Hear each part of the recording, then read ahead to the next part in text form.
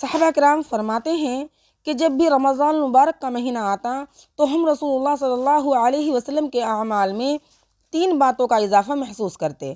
پہلی بات، آپ صلی اللہ علیہ وسلم عبادت میں بہت زیادہ کوشش اور جستجو فرمایا کرتے تھے۔ حالانکہ آپ کے عام دنوں کی عبادت بھی ایسی تھی کہ آپ صلی اللہ علیہ وسلم کے قدم مبارک پر بہت زیادہ ورم آ جایا کرتا تھا، تاہم رمضان المبارک میں آپ کی یہ عبادت پہلے سے بھی زیادہ ہو جایا کرتی تھی۔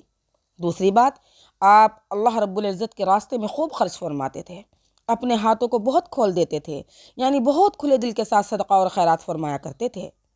تیسری بات، آپ مناجات میں بہت ہی زیادہ گریہ وزاری فرمایا کرتے تھے۔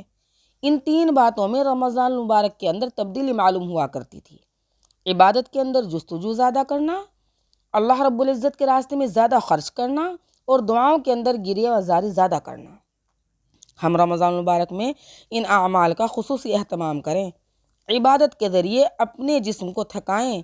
ہمارے جسم دنیا کے کام کاج کے لیے روز تھکتے ہیں میری ماؤں بہنوں، زندگی میں کوئی ایسا وقت بھی آئے کہ یہ اللہ کی عبادت کے لیے تھک جایا کریں، کوئی ایسا وقت آئے کہ ہماری آنکھیں نیند کو ترس جائیں، اور ہمیں اپنے آپ کو سمجھائیں کہ اگر تم اللہ کی رضا کے لیے جاگو گی تو قیامت کے دن اللہ رب العزت کا دیدار نصیب ہوگا۔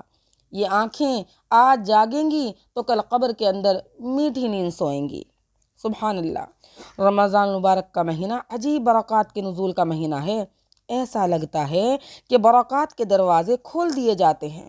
حدیث پاک میں آتا ہے کہ رمضان المبارک کے آنے سے پہلے جنت کو خوشبوؤں کی دھونی دی جاتی ہے، جنت کو ایمان والوں کے لیے سجایا جاتا ہے، اور جب پہلی رمضان کا وقت ہوتا ہے تو اللہ رب العزت جنت کے دروازوں کو کھول دیتے ہیں، فرشتوں کو فرماتے ہیں کہ آج کے دن جنت کے دروازے ایمان والوں کے لیے کھول دیے جائیں۔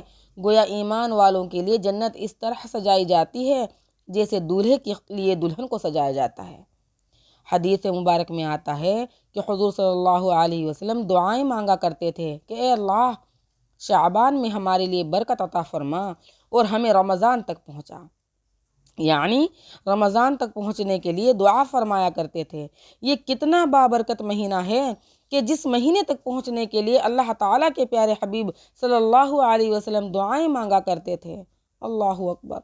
اس مہینے کی برکات اتنی زیادہ ہیں کہ جب کوئی آدمی روزہ رکھتا ہے تو اس روزے دار کی بخشش کے لیے ہواؤں میں پرندے، بلوں میں چیونٹیاں اور پانی میں مچھلیاں دعائیں کیا کرتی ہیں، اور جب روزہ دار آدمی دعائیں کرتا ہے تو اللہ کے فرشتے اس کی دعاؤں پر لبیک اور آمین کہا کرتے ہیں۔